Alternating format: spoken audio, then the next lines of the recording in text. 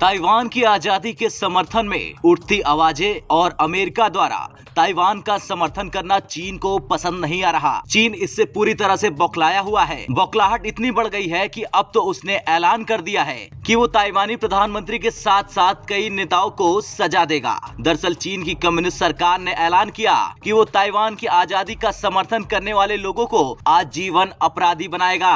ये बात चीन के ताइवान मामलों के ऑफिस के प्रवक्ता जू फेंगलियन ने कही। ये पहली बार है जब चीन ने ताइवान की आजादी के समर्थकों को खुले तौर पर धमकी दी है। चीन ने ताइवान पर लगातार अपना दावा जताया है और वो उसे चीन में मिलाने के लिए सैन्य कार्रवाई करने को आतुर दिखाई देता है। इस मुद्दे को लेकर अमेरिका भी चीन के खिलाफ है। हालांकि इसके बावजूद ड्रैगन अपनी हरकतों से बाज नहीं आ रहा और अब तो चीन ने एक लिस्ट भी जारी करके ताइवान के प्रीमियर सू त्सेंग चांग, संसद अध्यक्ष यू सी कुन और विदेश मंत्री जोसेफ को जिद्दी ताइवान आजादी समर्थक के रूप में नामित किया है। ये पहली बार है जब इस तरह की लिस्ट सार्वजनिक की गई है। चीन का साफ कहना है कि लिस्ट में नामित लोगों को चीन और हांगकांग और मकाऊ जैसे स्पेशल एडमिनिस्ट्रेटिव क्षेत्र में प्रवेश नहीं दिया जाएगा।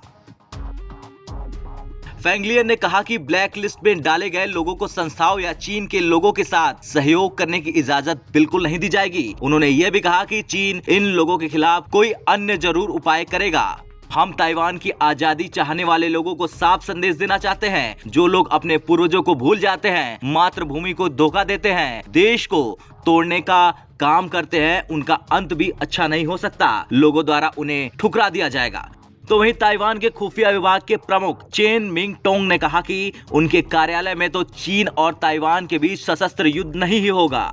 ताइवान पर चीन के सैन्य हमले की आशंकाओं के बीच चैन ने कहा कि चीन के कब्जे वाले सुदूर द्वीपों समेत समुद्री रास्ते को पार करके युद्ध की आशंका नहीं है। उन्होंने कहा कि ताइवान की अपने द्वीपों पर पूरी पकड़ है और सुरक्षा के पूरे इंतजाम है। कुल मिलाकर ये पहला मौका था जब चीन इस तरह का बयानबाजी करने पर उतर आया है। अब इस बात से अंदाजा लगाया जा सकता है कि उसकी बौखलाहट किस हद तक पहुंच चुकी है। अब देखना ये रोमांचक होगा कि ताइवान जो अब तक डट कर चीन से मुकाबला करते आया तो वो क्या करेगा, क्योंकि ताइवान को चीन में मिलाना जिनपिंग का सबसे बड़ा सपना है और इस बात को भी नहीं झुठलाया जा सकता कि चीनी ताकत के आगे ताइवान का लंबे समय तक टिकना आसान नहीं होगा।